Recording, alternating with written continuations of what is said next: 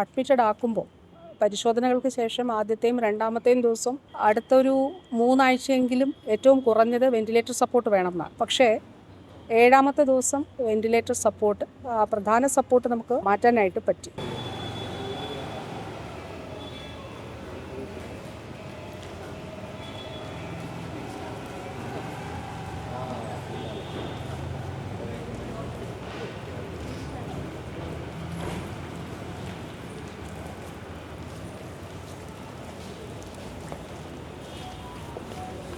ഇന്ന് ആദ്യമായിട്ട് ബെഡിൽ നിന്ന് പിടിച്ച് എഴുന്നേൽപ്പിച്ച് ചെയറിൽ സപ്പോർട്ടോടുകൂടി ഇരുത്തി.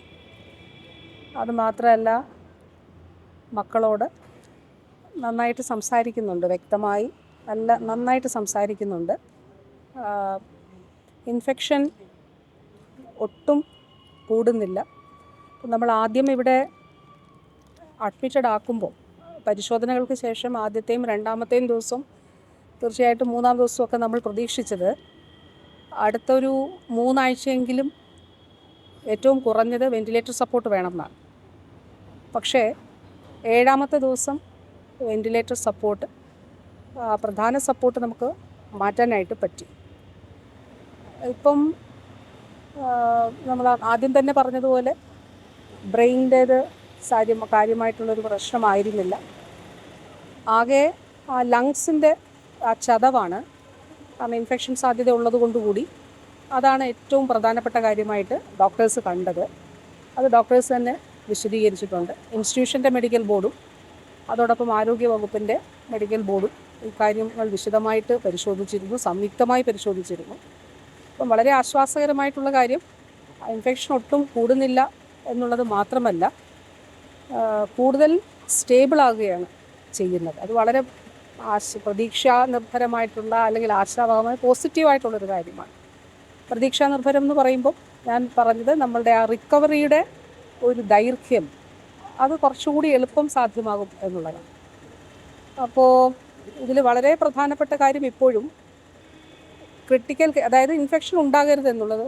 അതുകൊണ്ടാണ് ഒരാളെയും, മക്കളൊഴിച്ച് ഒരാളും MLA കാണുന്നില്ല.